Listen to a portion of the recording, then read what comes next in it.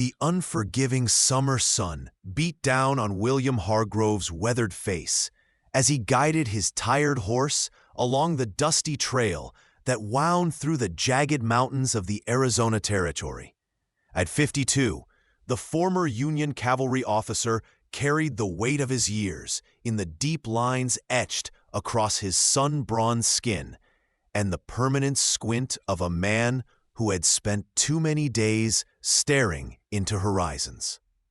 His once auburn hair had faded to a steel gray that matched the revolver holstered at his hip, a Colt single-action army that had seen him through more than one desperate situation since the war ended. The year was 1878, and the promise of a new life had brought him west after losing everything back in Pennsylvania. William adjusted his worn cavalry hat and patted his horse's neck as they approached a small trading post nestled in the shadow of a towering mesa. "Almost there, Echo," he murmured to the dappled gray mare. "Then we'll both get some rest." If you're enjoying this story, please subscribe to the channel and let us know what city you're watching from.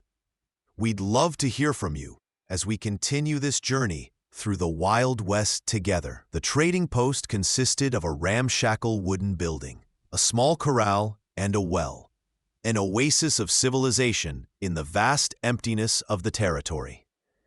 As William dismounted and tied Echo to the hitching post, he noticed a group of Apache traders speaking with the post's owner, a grizzled man named Jenkins, who had lost an eye in some long-ago conflict. William kept his distance, mindful of the tenuous peace between settlers and the native tribes.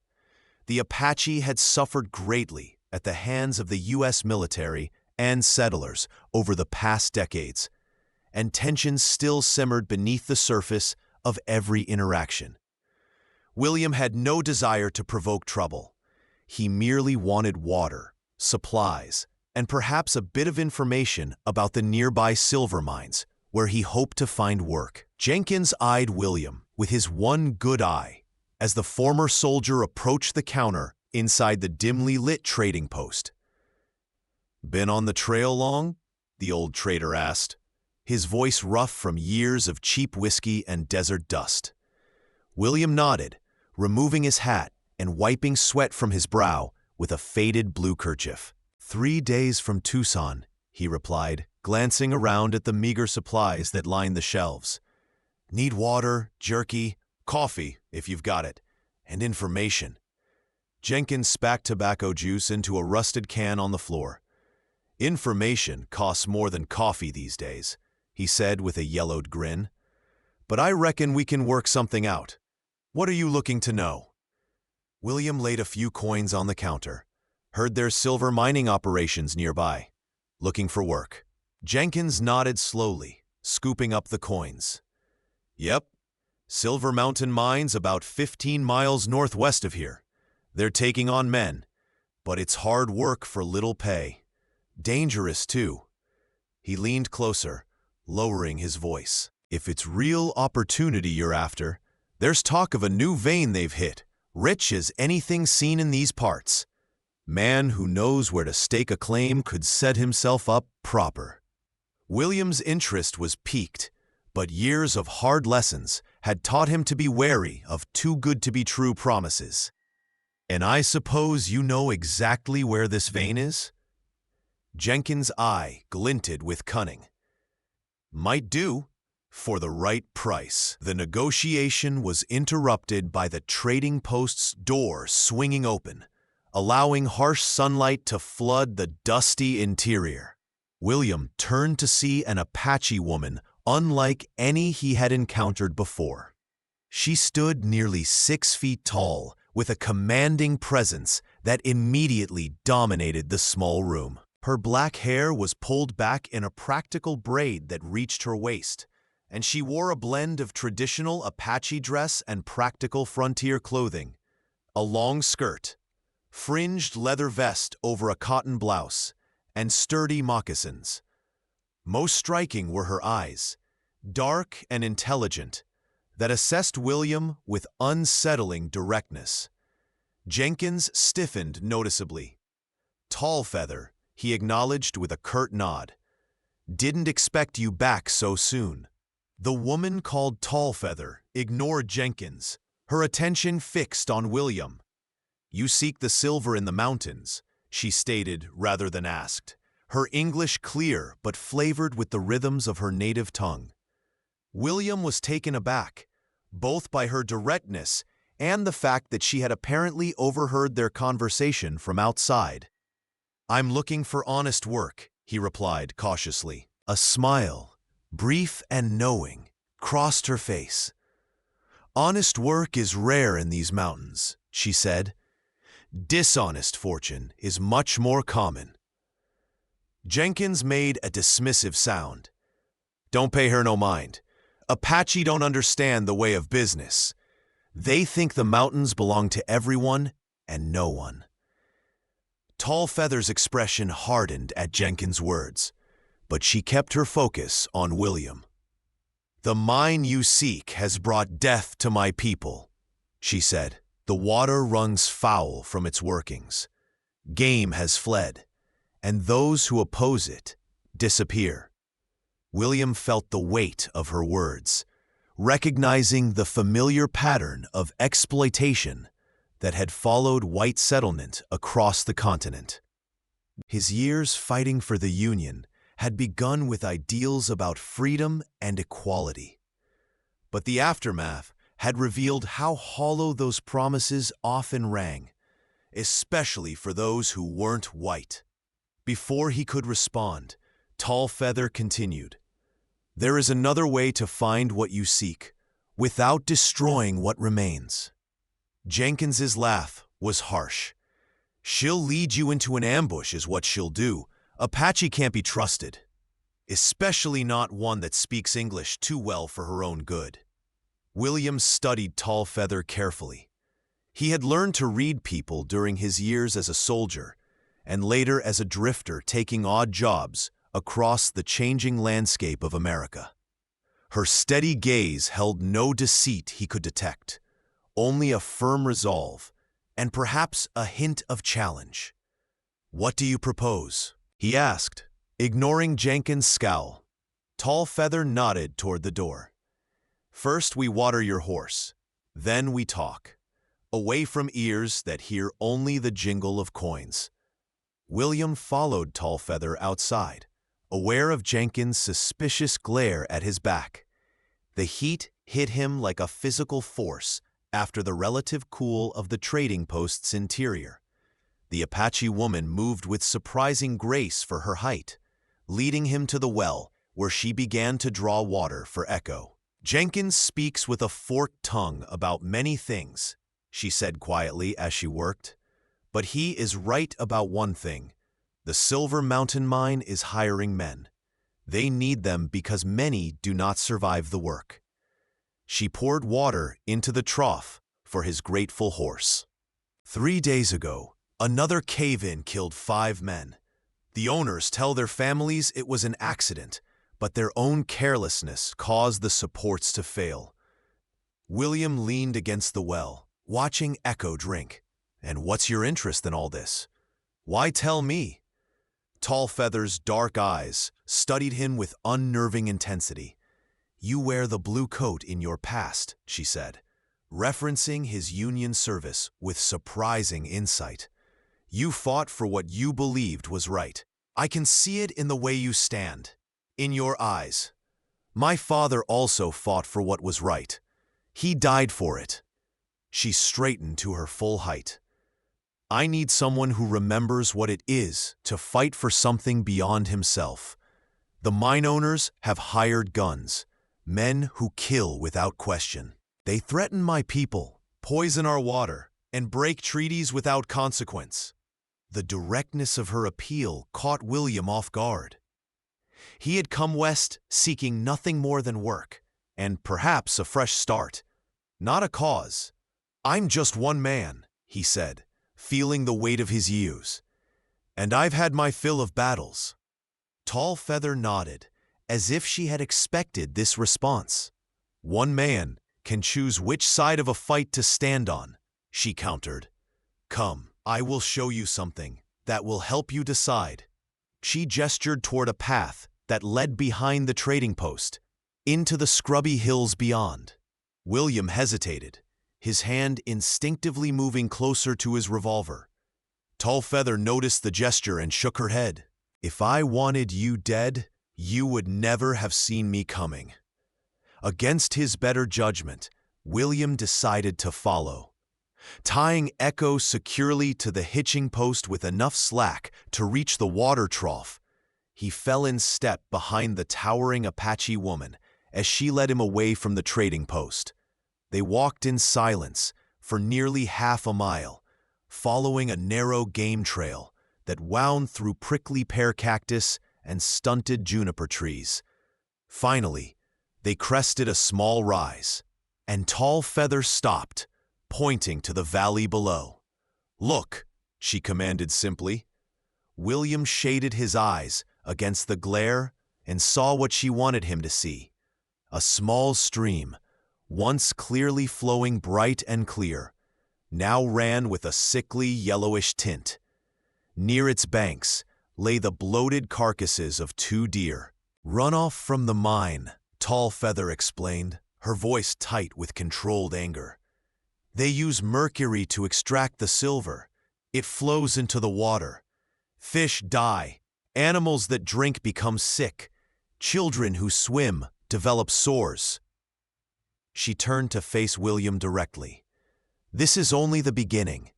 The mine expands. More poison comes. The company has papers from Washington that say they can take more land promised to my people. When our leaders protest, company men come in the night. 2 nights ago, my brother disappeared after speaking against them at a meeting. Her voice remained steady, but William could see the pain in her eyes. He had come west to escape such complications, to find simple work and perhaps a measure of peace in his advancing years. Yet here was injustice laid bare before him, impossible to ignore. What exactly are you asking of me? He asked, though he suspected he already knew the answer. Tallfeather's gaze was unwavering. Find my brother. If he lives, help him escape, and bring evidence of what the mine is doing. Papers, photographs, anything that will make the territorial governor listen. There is a photographer in Tucson who has agreed to publish such evidence. That's a tall order for a stranger, William said, rubbing his chin thoughtfully. How do you know I won't just go to the mine and tell them about your plan? Tallfeather's smile was both confident and sad. Because I can see you are a man haunted by things you have done and things you have failed to do. This is your chance to do something right. She reached into a small pouch at her waist and withdrew a leather cord from which hung a small turquoise stone. My brother wears its twin. If you find him, show him this, and he will know I sent you. William took the token, turning it over in his weathered hands.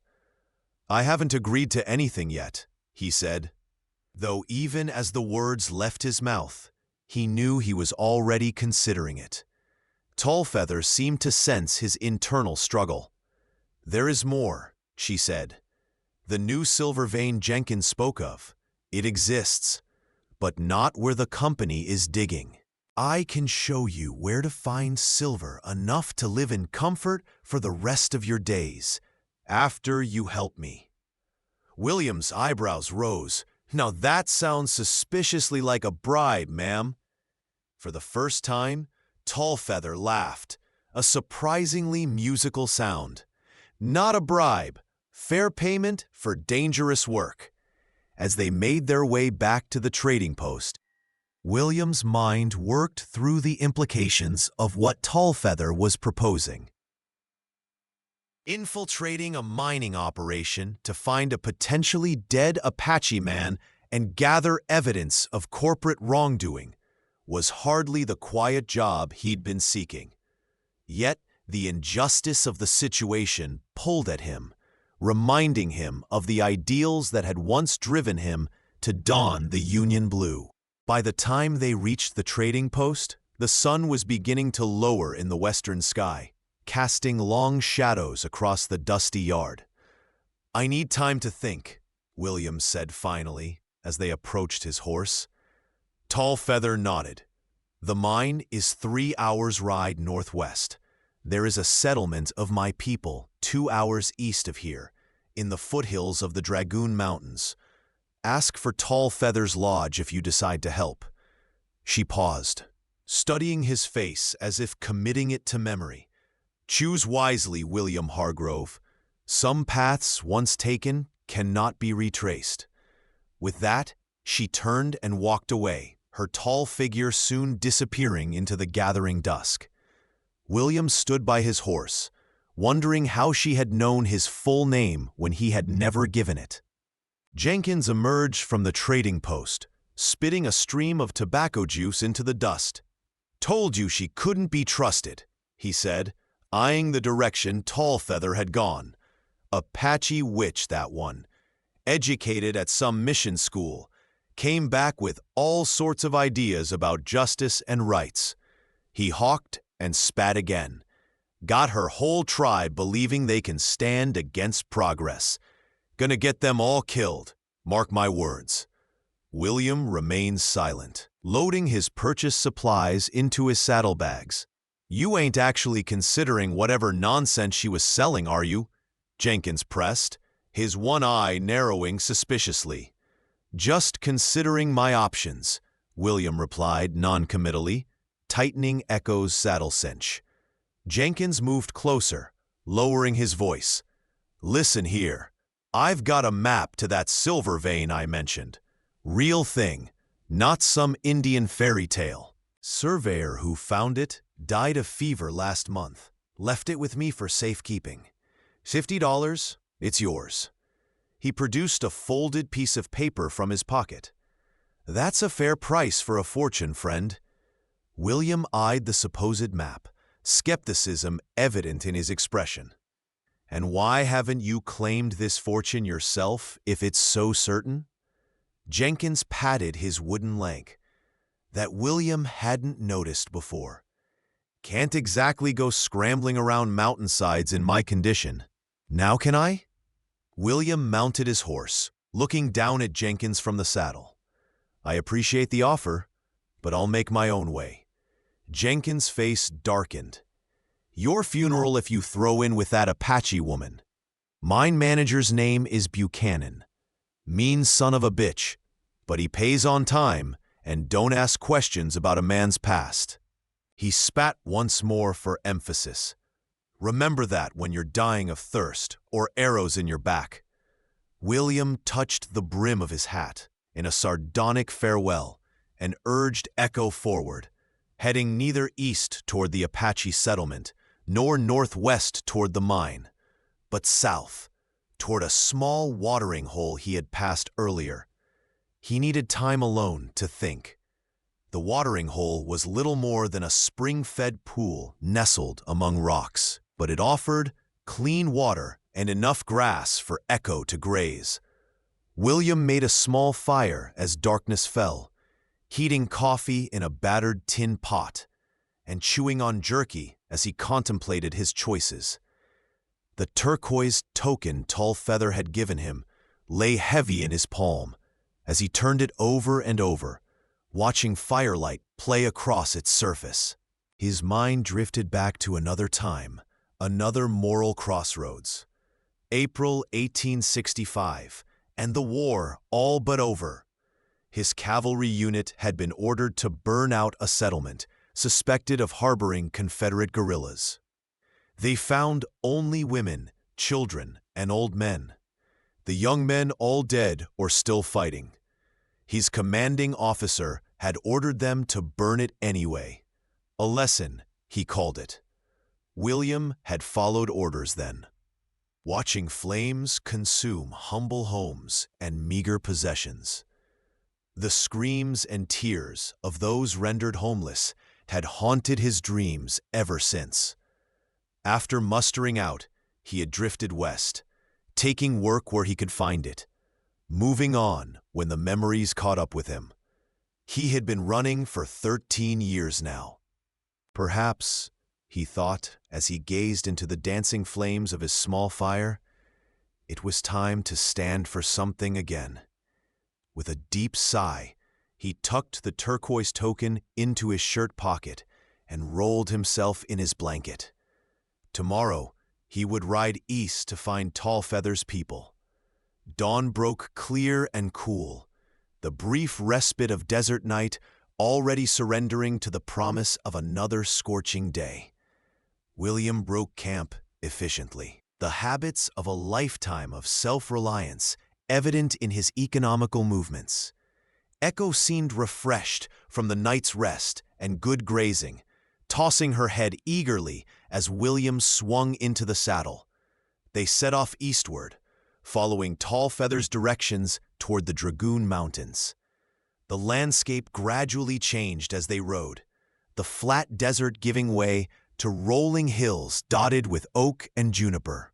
By mid-morning, they entered a narrow canyon where cottonwoods clustered around a small, clear stream, a stark contrast to the poisoned water William had seen the day before.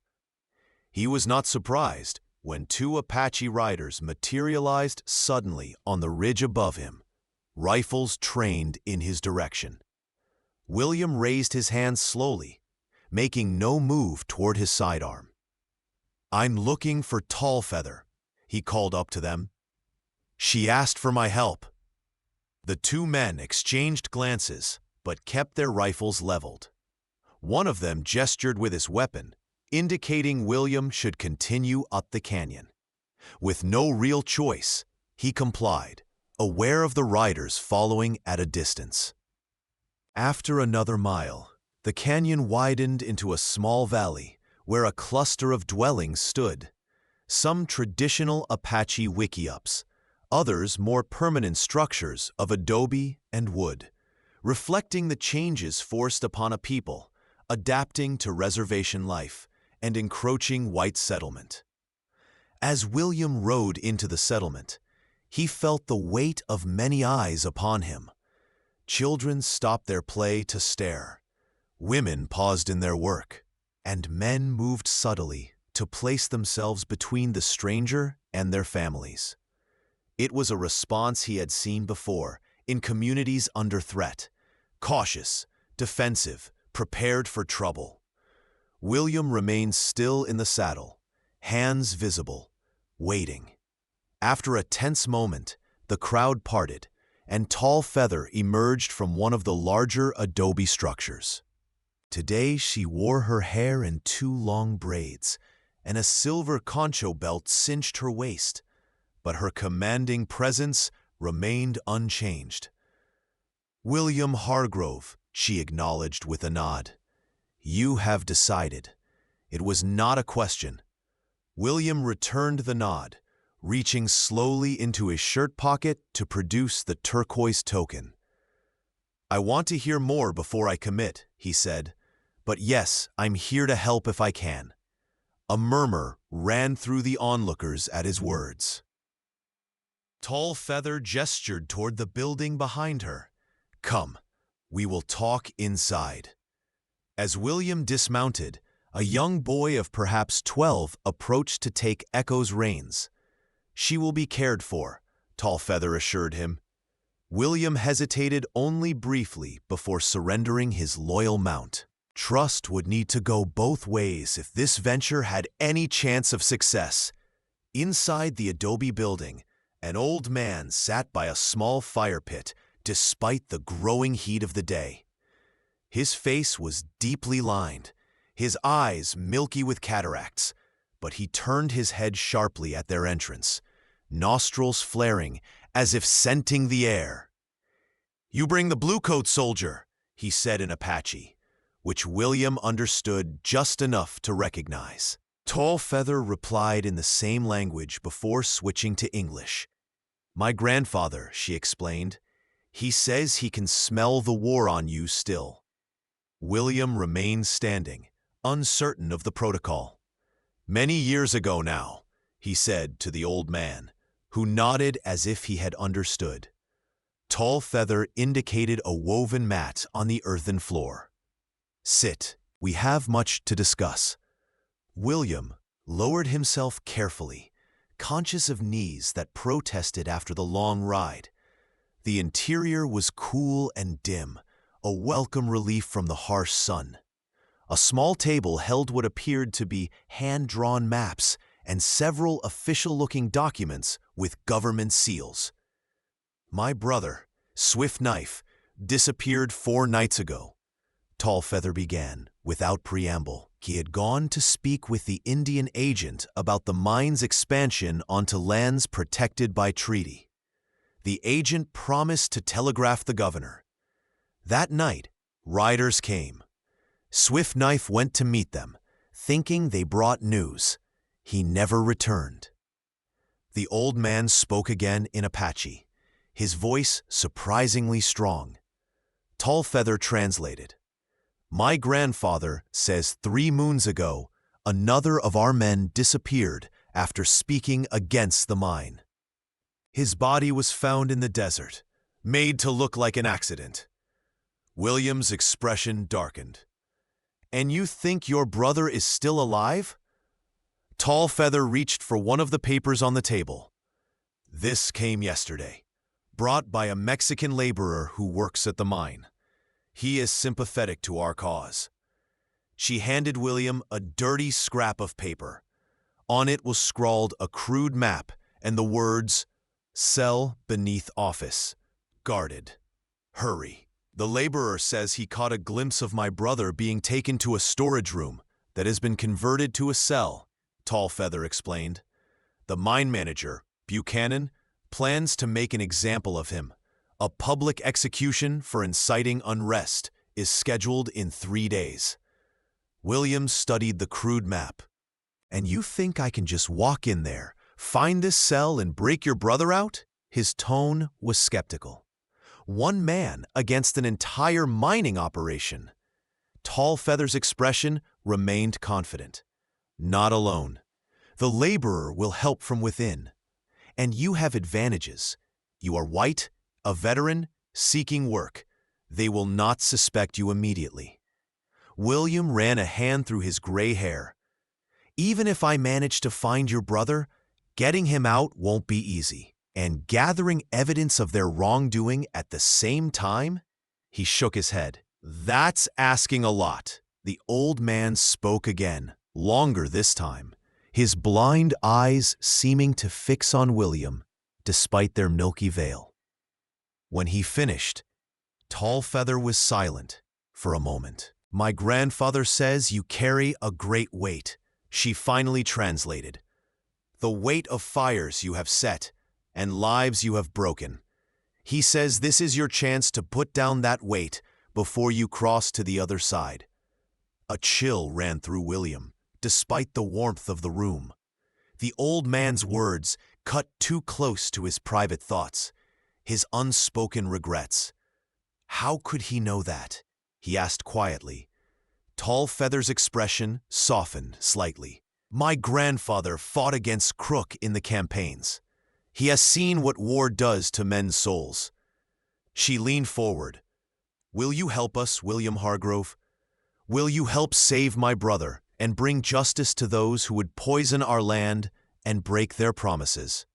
The directness of her appeal, combined with the uncanny insight of the old man, left William feeling exposed, as if his past and the moral choices that had haunted him for years were laid bare in this simple room. Yes, he said finally, the decision settling in him with unexpected certainty. I'll need details of the mine's layout, guard rotations, anything your laborer friend can provide. And I'll need a camera, one of those new Kodak ones if possible, to document the evidence.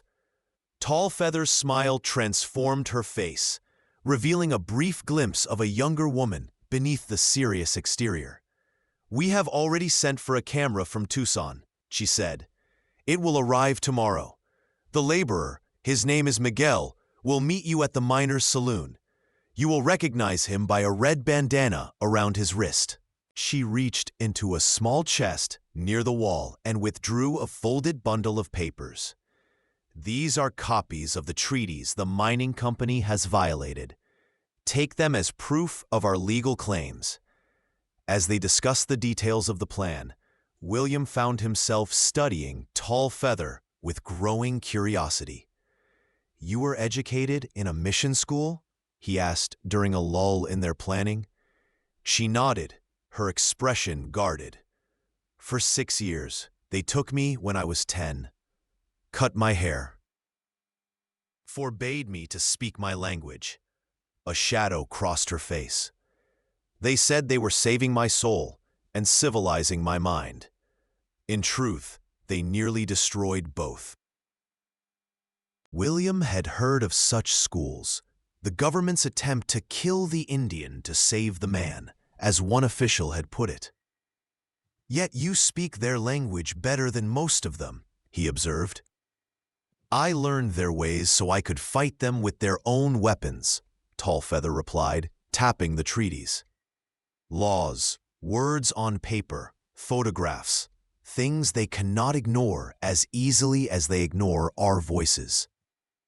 For a moment, her composure slipped, revealing a flash of the anger that must constantly simmer beneath her controlled exterior. "My Apache name is Nayland Say, she who stands tall. The missionaries called me Rebecca. I use neither with the whites. Tall Feather is what the traders began calling me. I let them. It is better they underestimate me as some Indian curiosity than know my true strength." William nodded slowly, understanding her strategy. "And your brother? What should I know about him?" Tall Feather's expression softened slightly. "Swift Knife is young, 24, fierce, less patient than I am. He believes in direct action." She hesitated. "He may be difficult when you find him. He does not trust whites, with good reason." William grimaced. "Can't say I blame him." The old man by the fire pit spoke again, his tone insistent. Tall Feather listened, then turned to William. "My grandfather says to tell you that Swift Knife has the sight, like him. He sees things others cannot. It may help you both escape if you listen to his warnings." By evening, the plan was set. William would ride to the mining settlement the next day, presenting himself as a veteran looking for work. He would use his real background as a Union cavalry officer, a detail that would likely curry favor with the Northern-owned mining company. Once hired, he would make contact with Miguel, locate Swift Knife, and gather evidence of the mine's illegal activities and environmental damage. In 3 days' time, when Swift Knife was to be executed, they would make their escape during the transfer from the cell to the public square. A horse would be waiting, and they would ride to a rendezvous point where Tall Feather and others would meet them. As William prepared to sleep in the small shelter he had been offered, Tall Feather brought him a bowl of stew and a cup of strong coffee. "You should know," she said as she handed him the food, "that if you betray us, if my brother dies because of you, I will hunt you to the ends of the earth." Her tone was matter-of-fact, not threatening, simply stating an immutable truth. William accepted the bowl, meeting her gaze steadily. "I've made my choice," he said. "I won't go back on it." She studied his face for a long moment, then nodded once before turning to leave. At the doorway, she paused. "Why did you help us, William Hargrove? Truly." William considered the question, turning it over in his mind as he had turned the turquoise token earlier. "I've been running from who I was and what I did for a long time," he said finally. "Maybe it's time I stopped running and tried to balance the scales a bit." Tall Feather's expression remained unreadable in the fading light. "Is that all?" she asked. William took a bite of the stew, rich with venison and unfamiliar wild herbs, before answering. "No," he admitted. There's also the fact that you remind me of someone. My daughter would have had your courage, I think, if she'd lived to grow up. The personal admission surprised even him. A softness touched Tall Feather's features. "How did she die?" she asked gently. William's jaw tightened. "Scarlet fever, while I was away fighting." The old pain still felt fresh, even after all these years. Her mother followed 6 months later. Pneumonia, they said, but I think it was a broken heart. Tall Feather was silent for a moment, absorbing this. We have a saying, the strongest trees grow from the deepest sorrows. She straightened her tall frame. Rest now. Tomorrow you begin a dangerous path. With that, she was gone, leaving William alone with his memories and the daunting task that lay ahead. Morning arrived with a flurry of preparations. The camera had indeed arrived, delivered by a trusted trader who occasionally supplied the Apache settlement. It was one of the new Kodak models, relatively simple to operate, even for someone unfamiliar with photography. William spent an hour practicing with it, learning how to advance the film and set the exposure. By mid-morning, he was ready to depart. He had exchanged his more distinctive clothing for plainer attire that would help him blend in with other mine workers. His Colt revolver remained holstered at his hip. A man without a weapon in these territories invited trouble. But his cavalry hat was replaced with a nondescript slouch hat common among working men. Tall Feather met him as he prepared to mount Echo. She handed him a small leather pouch. "Herbs," she explained, "for courage and clear thinking. And this," she pressed something cold and metal into his palm. William looked down to see a small silver locket. "It belonged to my mother," Tall Feather continued. "Inside is a piece of white oak bark. Our people believe it offers protection against harm." William started to protest, to return such a valuable item. But Tall Feather closed his fingers around it. "Keep it until you return my brother to me." The gesture struck William deeply. This was not merely a token of superstition, but a bond of trust, valuable beyond measure. "I'll return it with your brother," he promised, tucking the locket into his shirt pocket alongside the turquoise token. Tall Feather nodded, then did something unexpected. She reached up, not far, given her unusual height, and placed her palms on either side of William's weathered face.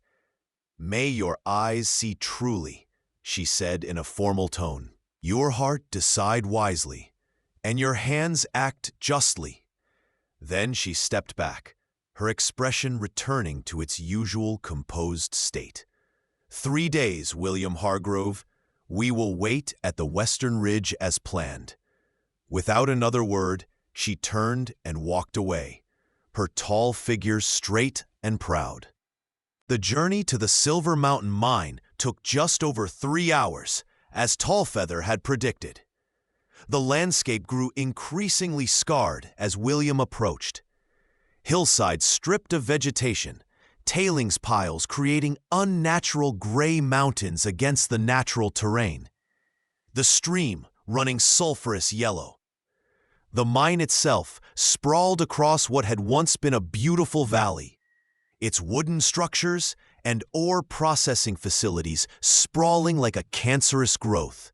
Smoke billowed from several stacks, creating a perpetual haze that hung in the otherwise clear desert air.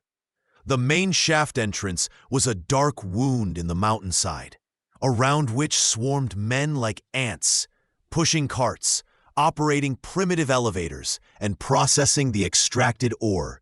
Near the mine entrance stood a cluster of buildings, company offices, a company store, worker housing, and at the edge, a saloon that appeared to do brisk business despite the early hour. William guided Echo toward this latter establishment, figuring it would be the best place to gather information before approaching the mine foreman for work. The saloon, grandly named the Silver Palace, despite its ramshackle appearance, was half full of miners ending their night shift or steeling themselves with liquid courage before descending into the earth. William took a seat at the bar, ordered whiskey, and listened to the conversations around him. The bartender, a burly man with a handlebar mustache and missing front teeth, slid a glass of amber liquid toward him. "New in town?" he asked, eyeing William's relatively clean attire. William nodded, taking a measured sip of the harsh whiskey. "Looking for work at the mine," he replied. "Heard they're hiring." The bartender grunted. "Always hiring. Men don't tend to last long up there." He jerked his head toward the ceiling, indicating the mine on the hillside above them. "Cave-ins, bad air, accidents. Pays good, though, if you live to spend it." William nursed his drink, letting the information wash over him. "What about the management? Fair dealing?" The bartender glanced around cautiously before answering. "Mr. Buchanan runs a tight operation. Don't cross him, and you'll do fine." He leaned closer. "Word of advice? There was some trouble with engines recently. Manager's in a foul mood about it. Don't mention natives if you want to get hired on." William nodded his thanks for the tip, his mind working quickly. So Buchanan's conflict with Tallfeather's people was common knowledge, at least among the workers. He scanned the room carefully, looking for a man with a red bandana around his wrist, Miguel, his contact. In the far corner, a slight Mexican man sat alone, nursing a beer. Around his left wrist was a faded red cloth. William finished his whiskey and made his way casually across the room, taking a seat at the Mexican's table as if it were the only one available. "Mind if I join you?" he asked. The man, Miguel, presumably, gave a non-committal shrug, eyes downcast. William leaned forward slightly. "Heard the mine's hiring. You work there?" Miguel glanced up briefly, his dark eyes assessing William with surprising intelligence. "See, in the processing shed. Hard work, poor pay." His English was accented but clear. "Why, you ask?" William took a chance. "A mutual friend thought you might have some advice for me. Tall woman, speaks her mind." Miguel's eyes widened almost imperceptibly before his expression returned to careful neutrality. "I know no such person," he replied, but his left hand, the one with the red bandana, moved to touch his right shirt pocket briefly. A signal.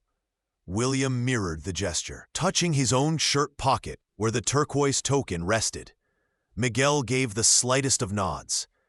"If you want work," he said, raising his voice slightly for any who might be listening, "go see Mr. Sullivan at the main office. He handles hiring. Tell him you have mining experience, even if you don't." His voice dropped to a near whisper. "Tonight, back of the processing shed, midnight." With this cryptic instruction delivered, Miguel drained his beer and stood. "Buena suerte," he said aloud. "Good luck," and left the saloon. William remained at the table for a few minutes, planning his next move. The main office would be his first stop, as Miguel had suggested. From there, he would need to secure employment and begin reconnoitering the layout of the mine operation. The camera was hidden in his saddlebags, wrapped in a shirt for protection. He would need to find a secure place to stash it until he could begin documenting the mine's illegal activities. First, though, he needed to establish himself as just another worker, seeking opportunity in the silver boom. The main office was a two-story wooden structure with a false front, attempting to project permanence and prosperity in the otherwise temporary-feeling mining camp. William tied Echo to a hitching post outside and dusted off his clothes before entering.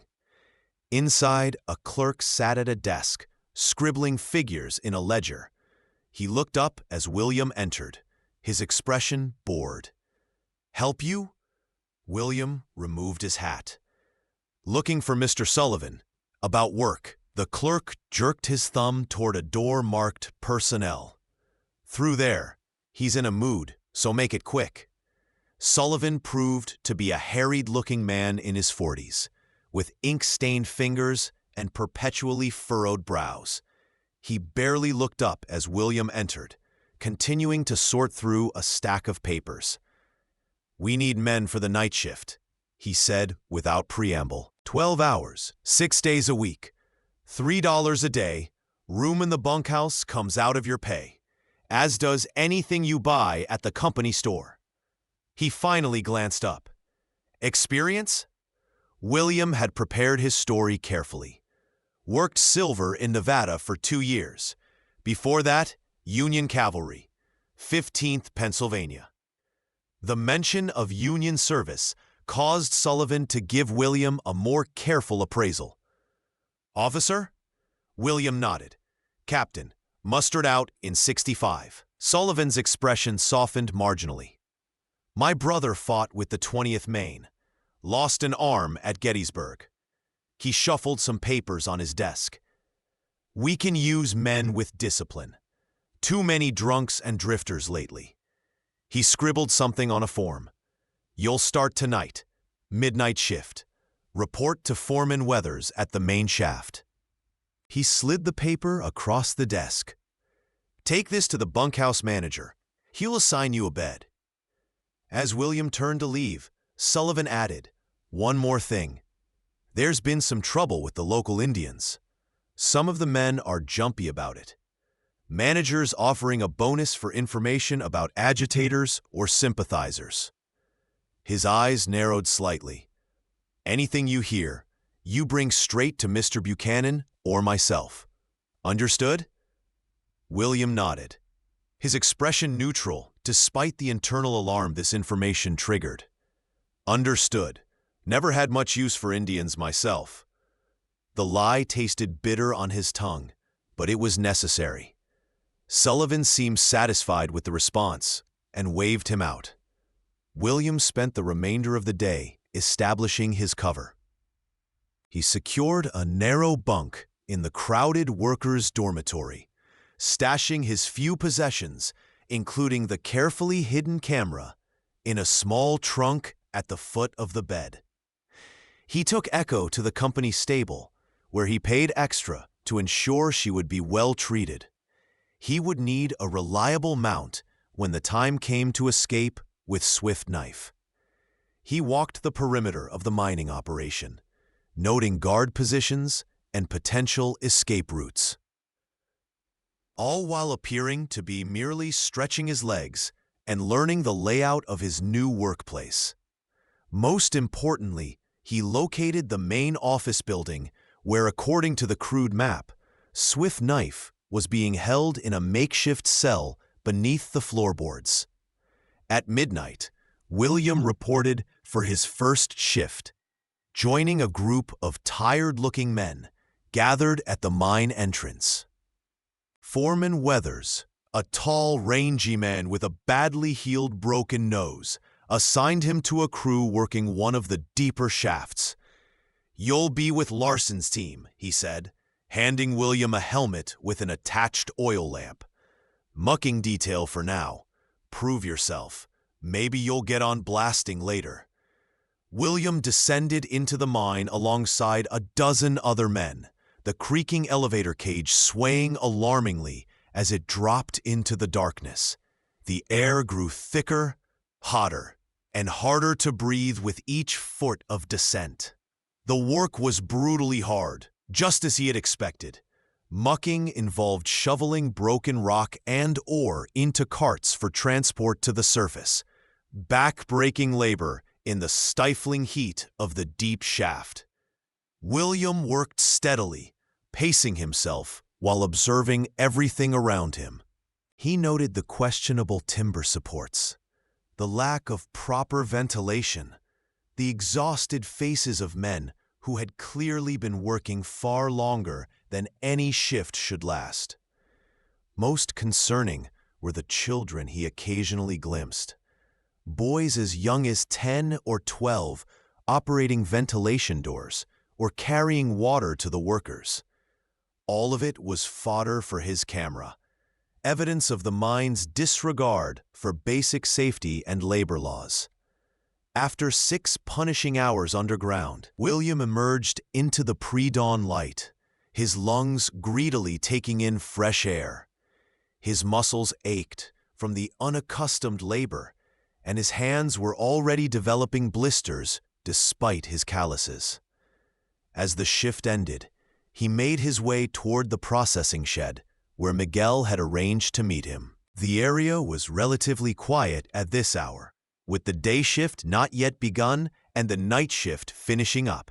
William slipped behind the large wooden structure, finding a shadowy space between stacked crates of mining supplies. He didn't have to wait long. Miguel appeared silently, moving with the practiced stealth of a man accustomed to avoiding notice. "You got hired," he stated, rather than asked. William nodded. "Night shift, deep shaft." Miguel's expression was grim. "Good. Buchanan spends little time there. He stays in the office during day." He glanced around nervously before continuing. "I have seen the Apache. He is alive, but beaten badly. They keep him in root cellar beneath the main office. One guard always at the door upstairs. Another patrol outside the building every half hour." He produced a small piece of paper from his pocket, a rough floor plan. "Cellar doors here, behind the clerk's desk. Key is kept on hook in Buchanan's office."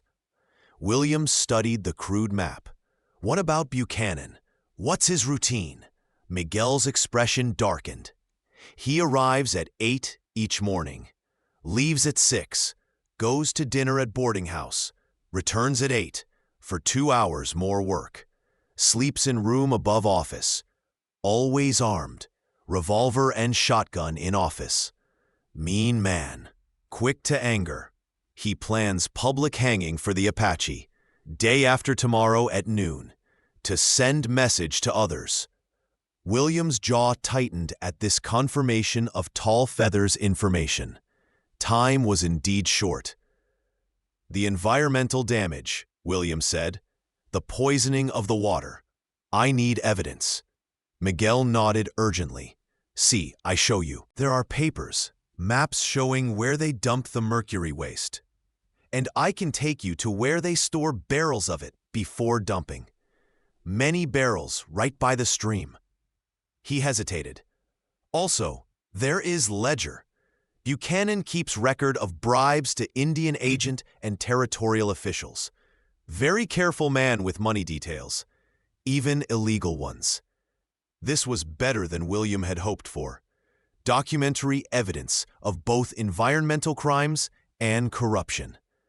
Before they parted, Miguel had one more piece of information. The hanging. They build platform now, in center of camp. Many important men invited to watch. Buchanan wants big spectacle. His voice dropped even lower. "There is something else. The Apache, Swift Knife, he is not only prisoner. There is white man too, in separate cell.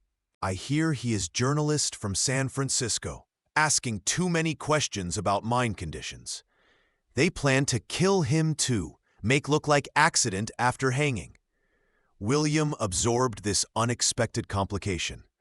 Another prisoner would make escape more difficult, but he couldn't leave an innocent man to die. Miguel melted away into the growing dawn light, leaving William to consider this new information.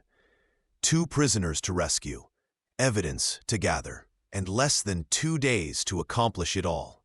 He made his way to the bunkhouse, his mind working through possible plans as exhaustion pulled at his limbs. Sleep would have to wait, however.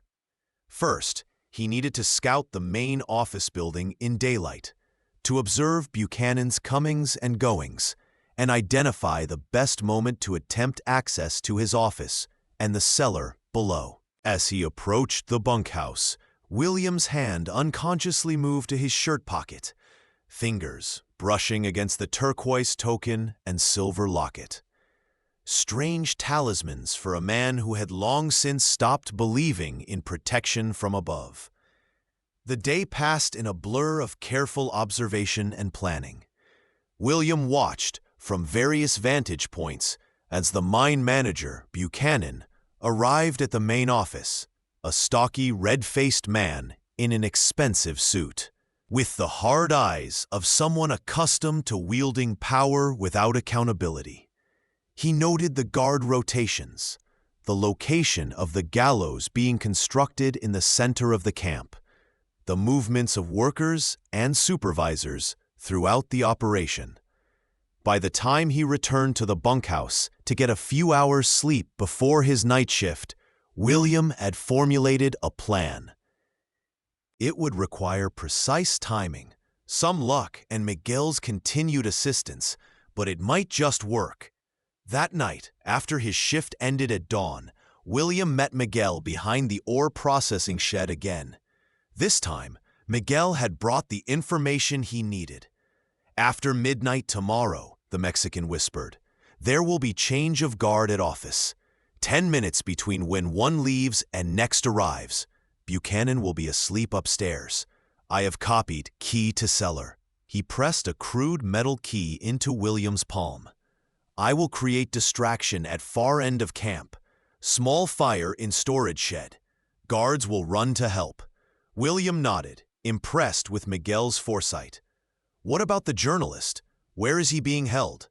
Miguel pointed to a different location on his hand-drawn map. "Small shed behind main office. One lock on door. No guard most of time. They think no one knows he is there." Williams studied the map, memorizing the locations. "I'll need to get into Buchanan's office first, for the evidence. Then, free both prisoners." Miguel looked doubtful. "Very dangerous. Maybe too much for one man." William's expression was grim. "I've got no choice. Can't leave either of them to die." Miguel crossed himself. "Vaya con Dios, then. I will pray for you." He hesitated, then added, "If you succeed, the back trail to the East Canyon.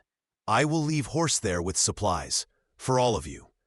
As Miguel slipped away, William felt the weight of what he had undertaken settling more heavily on his shoulders.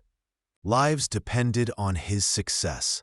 Not only Swithknife's and the unknown journalists, but potentially those of many others if the mine's criminal activities could be exposed and stopped. He retreated to the bunkhouse for a few hours of fitful sleep, then spent the afternoon carefully retrieving the camera from its hiding place and preparing it for use. When his shift began that night, he worked mechanically, conserving his strength for what was to come, his mind rehearsing each step of tomorrow's plan. The following day dawned clear and hot, the sun already punishing by early morning. William forced himself to rest after his shift, knowing he would need all his strength and focus for the night ahead.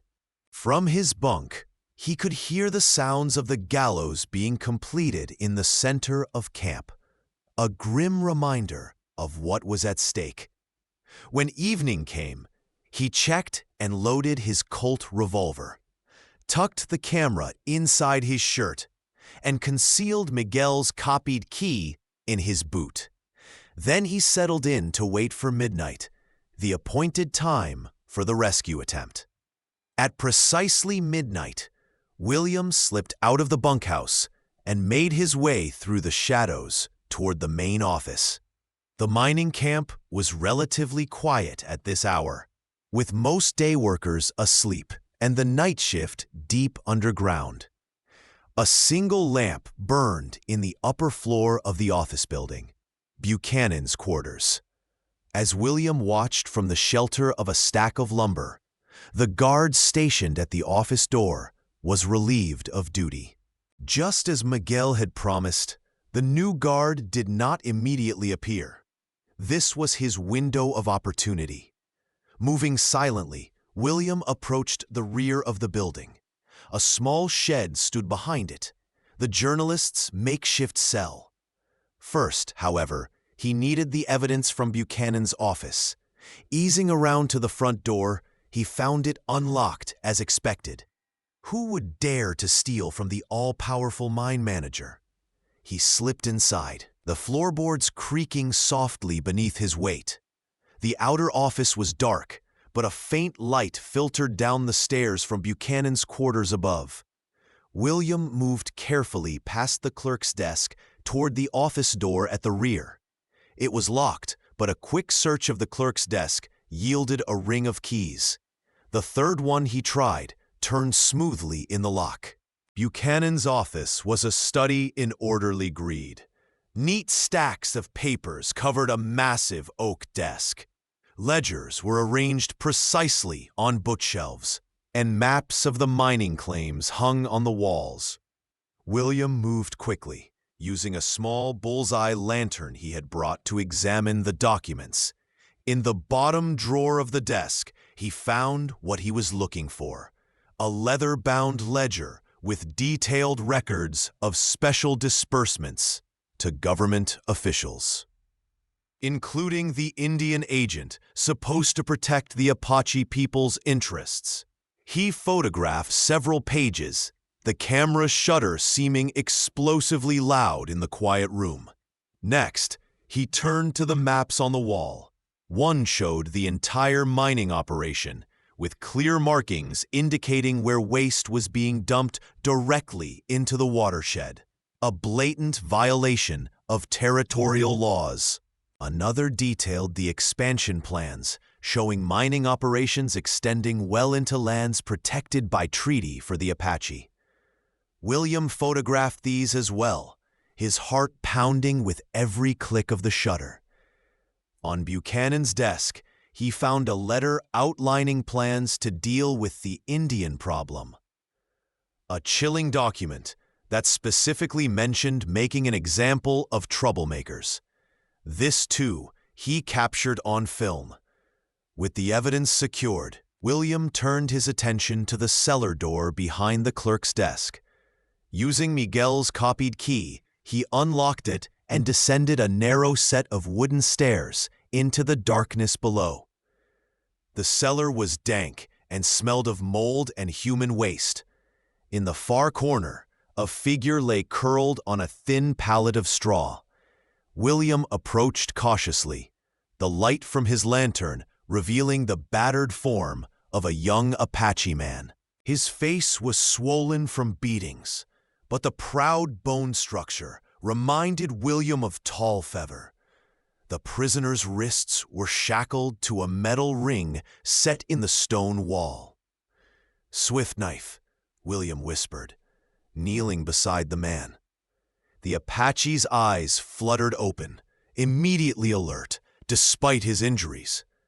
He recoiled at the sight of a white man, trying to push himself further into the corner. William quickly pulled out the turquoise token Tallfeather had given him, holding it where Swift Knife could see it. "Your sister sent me," he said softly. "I'm here to get you out."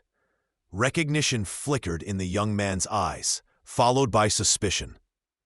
"Who are you?" he demanded, his English as clear as his sister's.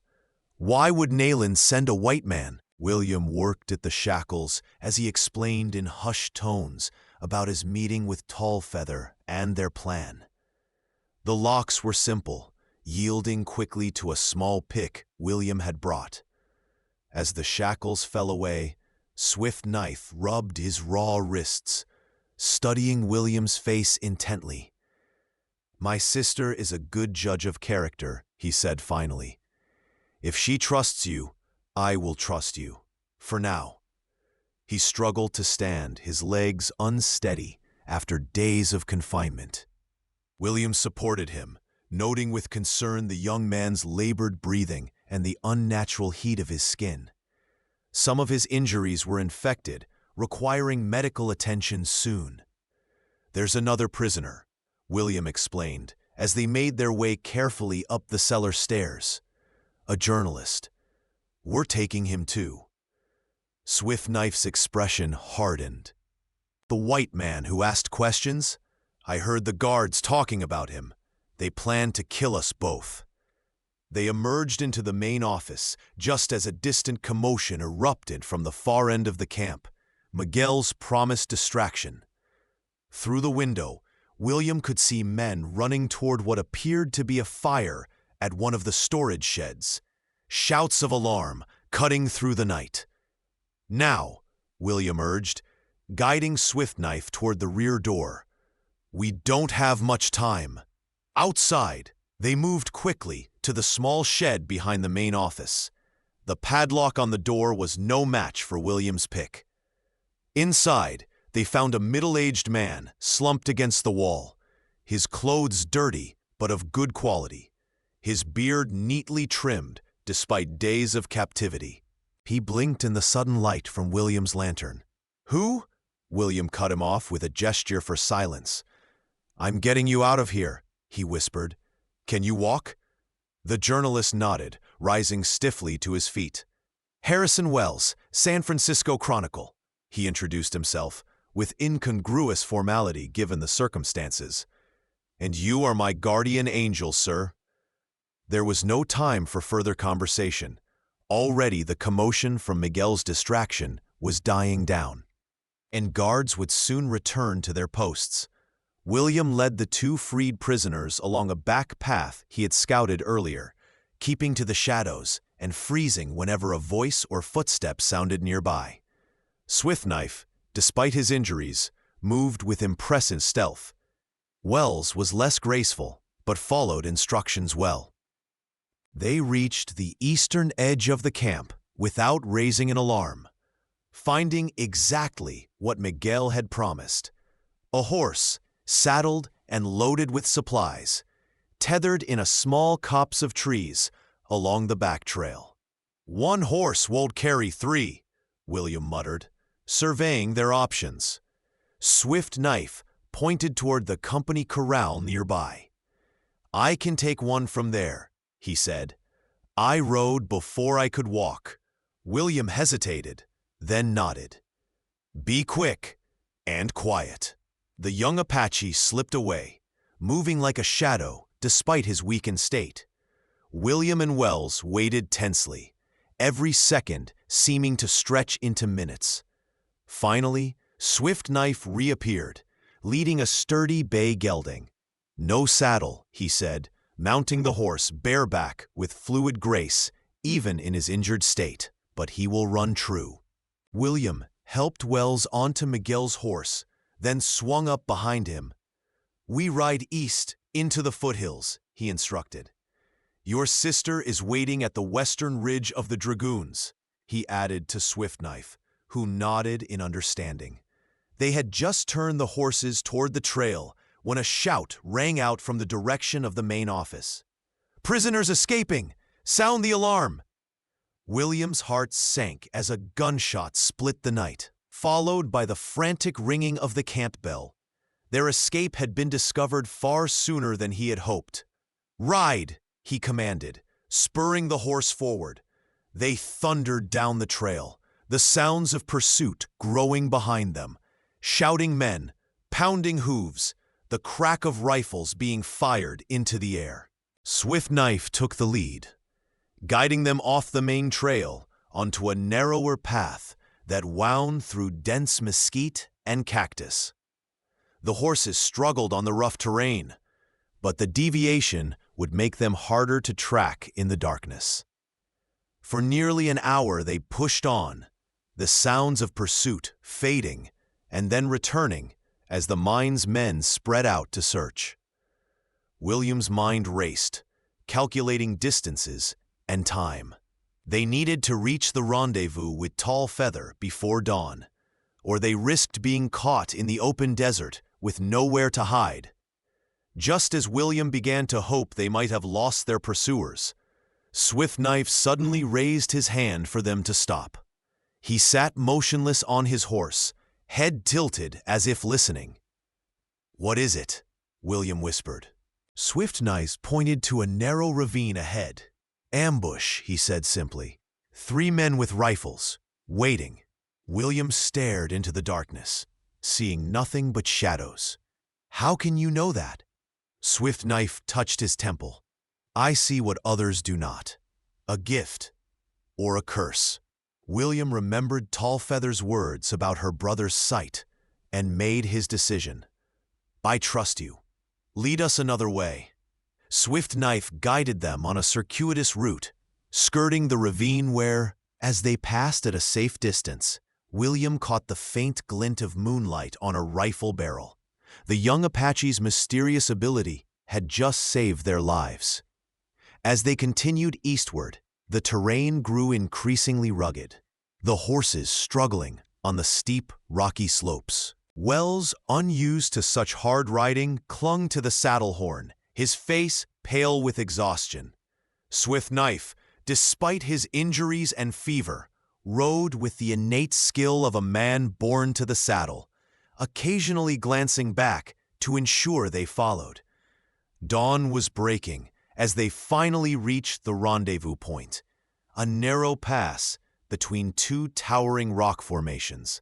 Swift Knife let out a low, warbling call that echoed off the stone walls. After a moment, an answering call came from above, and Tallfeather appeared on a ledge overlooking the pass. She was not alone. Half a dozen Apache warriors materialized from the rocks, rifles ready, but not aimed at the approaching riders. William felt Wells stiffen in the saddle ahead of him. "Apache," the journalist murmured nervously. "Are we prisoners again?" William shook his head. "No, we're under their protection now." Tallfeather scrambled down from her perch with remarkable agility for her height, rushing to her brother's side as he slid weakly from his horse. She supported him, examining his injuries with a grim expression before looking up at William. "You kept your word," she said, her voice thick with emotion. "My brother lives." William dismounted, helping the exhausted Wells down from the saddle. "We're not safe yet," he warned. "Buchanan's men are still searching, and we need to get these 2 medical attention, especially your brother." "We have a healer waiting at the camp," Tallfeather assured him, "and no white man will find us in these mountains." She gestured to the warriors, who quickly helped Swift Knife onto a travois attached to one of their horses. Wells was given water and a place to rest in the shade of an overhanging rock. As the group prepared to move deeper into the mountains, William approached Tallfeather. He reached into his shirt pocket and withdrew the silver locket she had given him for protection. "This belongs to you," he said, holding it out, as promised. Tallfeather looked at the locket, then back at William's face. To his surprise, she closed his fingers around it. "Keep it," she said. "The journey is not over." Her eyes held his, and for the first time, William noticed flecks of amber in their dark depths. "You have evidence of their crimes?" William nodded, patting the camera secured inside his shirt. Photographs of ledgers showing bribes to officials, maps of illegal dumping, plans to expand onto protected land. "And Wells here," he gestured to the journalist who was gratefully drinking from a water skin, "has been investigating the mine for weeks. He has names, dates, statements from workers." A smile transformed Tallfeather's face, making her look younger, almost joyful despite the circumstances. "Then we have won a greater victory than just my brother's freedom." She touched William's arm lightly. "Come, we must reach the camp before Buchanan's men widen their search." The small party moved out, following nearly invisible trails that wound deeper into the Dragoon Mountains. William found himself riding beside Tallfeather, who led her horse rather than riding to stay close to the travois carrying her brother. "What happens now?" William asked as they picked their way along a narrow ridge. "The evidence won't matter if we can't get it to someone who can act on it." Tallfeather nodded. "The photographer in Tucson, he has connections to newspapers in San Francisco and Chicago. And with your journalist friend to write the story." She glanced back at Wells, who was riding double with one of the warriors. "My people have suffered broken treaties before, papers with white men's signatures promising protection. Then more white men with guns ignoring those same papers. This time will be different because we have proof even they cannot ignore." They reached the Apache camp by mid-morning, a different location than the settlement where William had first met Tallfeather. This was a more temporary arrangement, hidden in a box canyon with good water and defensive positions. Swift Knife was immediately taken to a wickiup where an elderly woman waited with herbs and poultices. Wells was given food and a place to rest, his initial wariness of the Apache quickly fading as he was treated with courtesy and care. William found himself the object of curious stares from the children of the camp and respectful nods from the warriors. It seemed his role in rescuing Swift Knife had already become known. As the day progressed, William worked with Wells to organize their evidence. The journalist was exactly the ally they needed, experienced, connected, and now personally motivated to expose the mining company's crimes. "This is the story of a lifetime," Wells said, as he examined the developed photographs William had taken. "Corruption, environmental destruction, attempted murder of a reporter, and that's before we even get to the violations of Apache treaty rights." He made rapid notes as William described everything he had seen and heard at the mine. "Buchanan will hang for this," Wells predicted. Figuratively, if not literally. Toward evening, Tallfeather sought William out. "My brother asks for you," she said. William followed her to the healer's wickiup, ducking through the low entrance. Inside, Swift Knife lay on a bed of furs, his wounds cleaned and bandaged, a tea of bitter-smelling herbs cooling beside him. He looked better already, the swelling in his face reduced, his eyes clear and alert. "William Hargrove," he said, his voice stronger than it had been during their escape. "Sit. I would speak with you." William settled cross-legged on the ground beside him, aware of Tallfeather remaining just inside the entrance. "My sister told me how you came to help us," Swift Knife began. "A white man with ghosts at his back, seeking silver but finding purpose instead." His direct gaze was unsettling, seeming to see beneath the surface of things. "I had a vision while in that cell, before you came. I saw a man with hair like winter grass and eyes that had seen too much death. In my vision, he stood between our people and a great fire, turning the flames aside. He reached for William's hand, gripping it with surprising strength. You are that man, the one who changes the course of the river." William shifted uncomfortably, unused to such talk. "I just did what needed doing," he said gruffly. Swift Knife smiled, an expression that transformed his serious face much as it did his sister's. "The simplest actions often have the greatest power," he replied. "You have given us weapons stronger than rifles, truth that cannot be denied, proof of wrongs that must be righted." He released William's hand. "My people have a saying, a debt of life can never be repaid, only honored through how that life is lived." His gaze shifted to his sister, standing silent by the entrance. "Nalin Say believes this too." When William emerged from the wickiup, the sun was setting, painting the canyon walls in brilliant orange and deep purple. He found a quiet spot on a rock outcropping and sat watching the colors change, lost in thought. So much had happened in the few days since he had met Tallfeather at Jenkins' trading post. He had come west, seeking nothing more than work and perhaps a place to quietly live out his remaining years. Instead, he had found himself in the middle of a struggle for justice, for survival, for a future where promises were kept and the powerful held accountable. It felt, strangely, like coming home, not to a place, but to the man he had once been, before war and loss had hollowed him out. A tall shadow fell across the rock beside him. "May I join you?" Tallfeather asked. William nodded, making room for her on the natural bench. They sat in companionable silence for a while, watching the sunset. "Wells will leave for Tucson tomorrow," she finally said.